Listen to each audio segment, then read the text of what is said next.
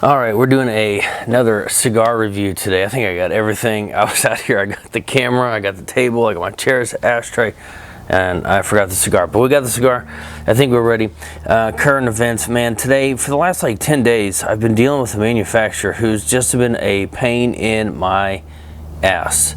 They had the wrong pricing. They shipped cigars to the wrong place. And, you know, I'm not going to tell you who it is. I think we're past it. They still owe us like $1,500 worth of cigars, so we're working on it. But you know what I'm saying? Like, do you guys know who my customer is? Do you know who I serve?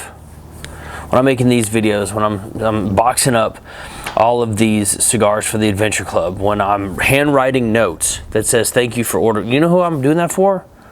It's not for manufacturers. It's really not for me. I mean, hopefully you guys like it and want to buy from us and want to keep buying from us and buy from us a second time. But it's for you. Most of these manufacturers, they're not business people. I'm a business person and I'm a cigar person. Neighbor just started vacuuming, so if you hear a lot of noise, I think it's like he waited for me to come out here and set up the computer. So I walked out here and it was dead quiet. Started putting stuff out. He starts making noise. Anyway, I got a lot going on. I'm ready for a friggin' cigar, and I hope you are excited to hang out with me for, I don't know, the next 10 minutes or so. Hey guys, I'm Ellery Wells from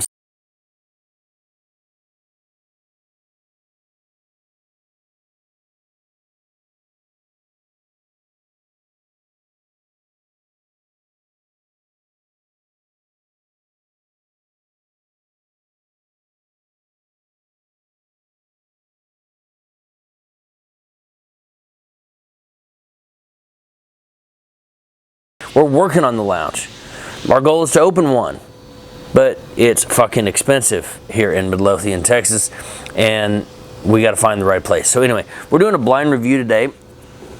I got this cigar right here, and I don't know what it is. I'll tell you how blind reviews work here in a second, but this is the B07.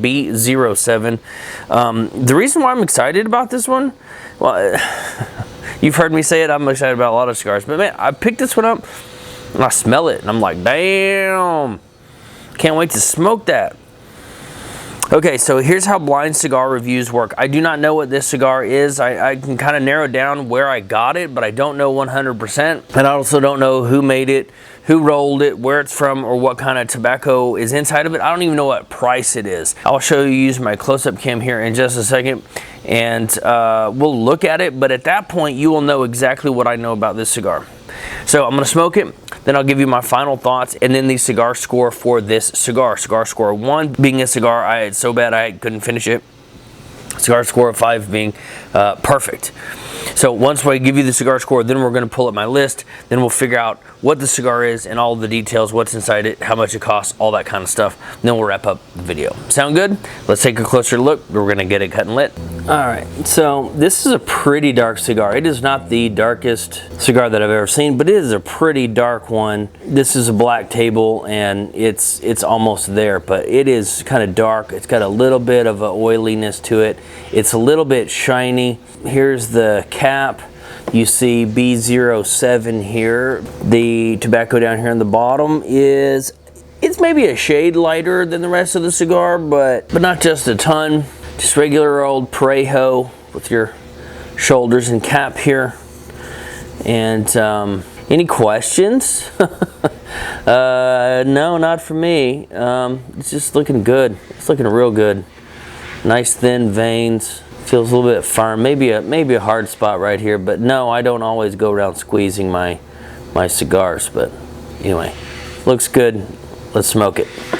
So now you and I are on the same page about this cigar. You know what I know, other than the pleasant aroma coming off of this thing. So we got the timer started. Let's get it cut and lit. All right, on the cold draw, it's very woody, and it could be more open a little bit, but let's torch it and see what happens. You can always cut more. You can never cut any less. So I barely cut this cigar. It smells great, by the way. Should I go ahead and cut more? I will give myself room to cut more. There's some stems here at the end. I'm just nitpicking, okay? I had a very light lunch, and that was maybe 3 hours ago. And so my stomach is a little bit empty. Brushed my teeth about 1:30. It's about 3:30, so a couple hours ago. So, all right, let me focus on this. Stop talking. Getting good smoke. The aroma's nice. We got a nice leathery flavor, some spice on the retrohale. In my last video, I talked about using the same words to describe a cigar, and I felt bad about that. And then I thought, well, a lot of cigars are kind of tasting the same right now, and there's not a whole lot of like truly unique cigars. You know, the Red Meat Lovers, Dunbarton, unique cigar. Edge 20th Anniversary, unique cigar. And then you get unique cigars that would use the same words to describe them. Just some people do them better than others. So I apologize if the words that I use sound familiar. But, I mean, on a color wheel, there's only like 30 types of flavors that you could get, and I think probably a quarter of them are stupid. If you haven't seen the short that I did on that, you should watch that over on YouTube. But I'm not getting any fermented hay, but I am getting something that is kind of rich and like really roasted caramel, maybe a molasses kind of flavor, maybe a burnt toast. It's an okay cigar. At this point, it should smoke for about an hour given its size, probably a 5 by 52, 4.5 by 52. So I'll smoke it, I will update you, I'll give you my final thoughts, and I'll be right back. Okay, we're about 25 minutes into this cigar, and for the first, I would say 15 minutes, this cigar was kind of mild. It was good. It was very light on the palate, not a lot of flavor to the smoke, but it was good. Now we're getting into the meat of the cigar, and it is really quite good.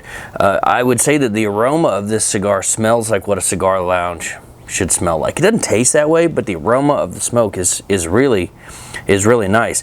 Now, I did a short about putting down a cigar versus smoking it, and I got a lot of comments, a lot of mixed reviews. Some people are like, I'll smoke the whole thing. Some people thought I'd smoke it halfway.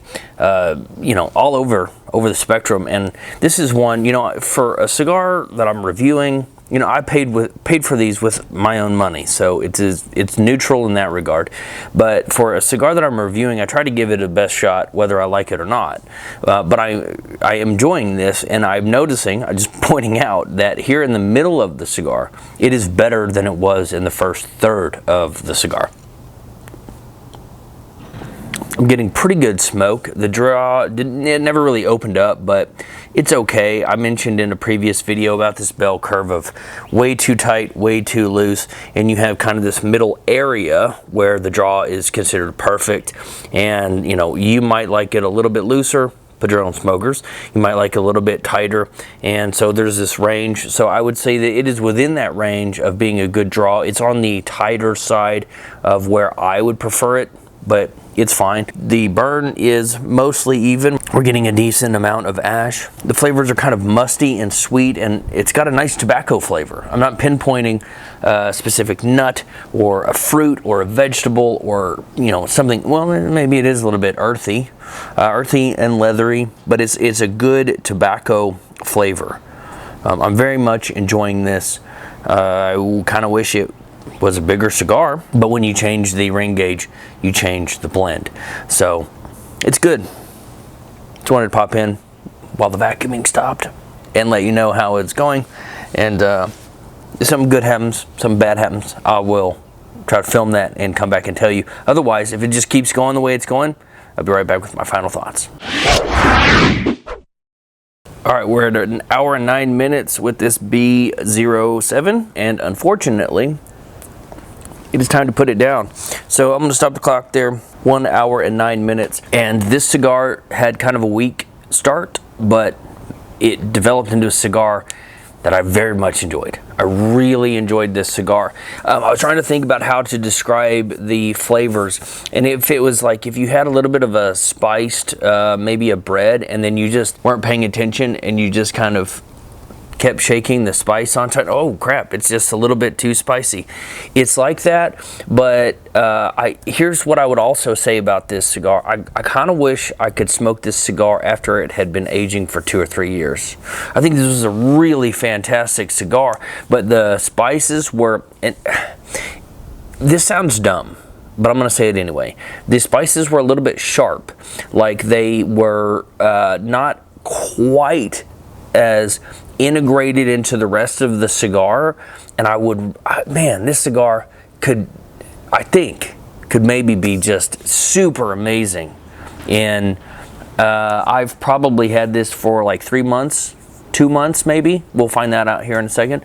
But man, if this cigar had just a little bit of time for all those flavors to really get integrated. It's like Italian food. It's good the day it's made, but you know, if you let it sit in the refrigerator for a day or two and get all those sauces and stuff integrated into the noodles, Italian food is better the next day or the day after that, right? So I think this cigar was fantastic. I'm going to give the B07 a cigar score of 5. I very much enjoyed it. The first part, it was pleasant.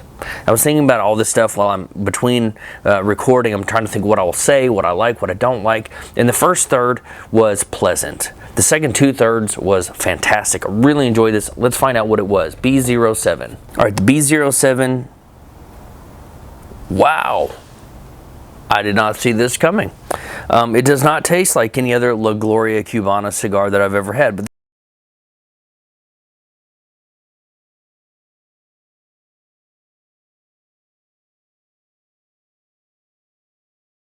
also needed a little bit more age, but this one was really delicious, and I got this in the Adventure Club in January of 2025. So I have had this. Our store usually gets cigars a few weeks before we ship them out in the Adventure Club. We mail those out on the 10th normally. So I've probably had this right at about 3 months, and this was really quite fantastic. Let's pull up all of the details about this thing. This was a good cigar. This was great. All right, cigars. So we have a Nicaraguan jalapa.